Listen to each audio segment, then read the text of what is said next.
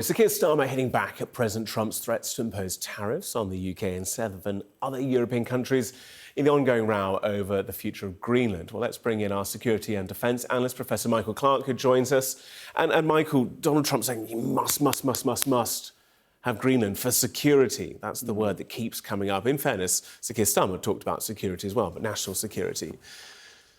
You've got the United States, which isn't actually the closest neighbour to Greenland. That's probably Iceland and Canada. But he says it's vital to have that big blob in the middle. Why? Why does he need it? Yeah, I mean, that's my challenge to this argument. I mean, tell me what security problems are that can't be dealt with under present arrangements.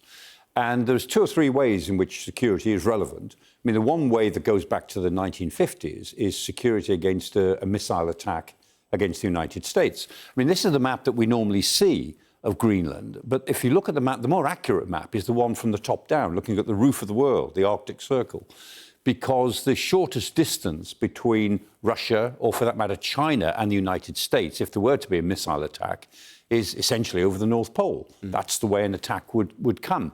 And so, of course, the United States has been worrying about that, thinking about it quite logically, for the last 60, 70 years. And there's the Pitchfork space base, as it now is. It used to be Thule for many years. And the United States used to have 17 radar installations and bases across Greenland with 15,000 troops. Now they've got 1 with 150 troops, because that's all they thought they needed until a couple of years ago. And in addition to that, there are 47 radar installations in Canada and 15 radar installations there in Alaska, where the United States label is. That's Alaska. There is 1 in Fylingdales in Yorkshire, in Britain, just slightly off the map there. And there it is. I mean, that makes up what's called a BMUS, which is the ballistic missile early warning system, and it's a mixture of short-range and long-range radars. Entirely sensible. So that could be built up on Greenland if the Americans thought they wanted more than 1 base there. And the chances are they will do over time as technology changes. They may want more bases. They can have all of that within the 1951 agreement that they've got with Denmark. The second way in which security is an issue is that Russian and Chinese ships are buzzing around because they're interested in the opening Northwest Passage. Most of that map, remember, is ice. It looks as if it's all sea there, but actually most of it is ice. And within the Arctic Circle, a lot of it is dark for 12 hours and dark all day for 6 months and light all day for 6 months, right on the North Pole. But that varies a little bit around the Arctic Circle. But long periods of darkness, long periods of constant light. And there is interest in the opening of the Northwest Passage because global warming is creating this.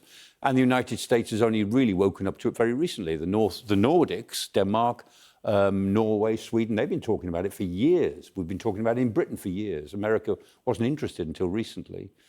And then the third way, in which Scott Besson seemed to imply, and Miller seemed to imply, is that some sort of invasion from Russia or China towards Greenland. Well, they'd have to invade basically across the North Pole. Anyone who thinks that's feasible ought to look again at a map. It's not possible. So there is a security argument. NATO needs to do something as a whole with the naval challenge. And the ballistic missile challenge is the same as it always was, may need to be upgraded. It's all possible within the present arrangement.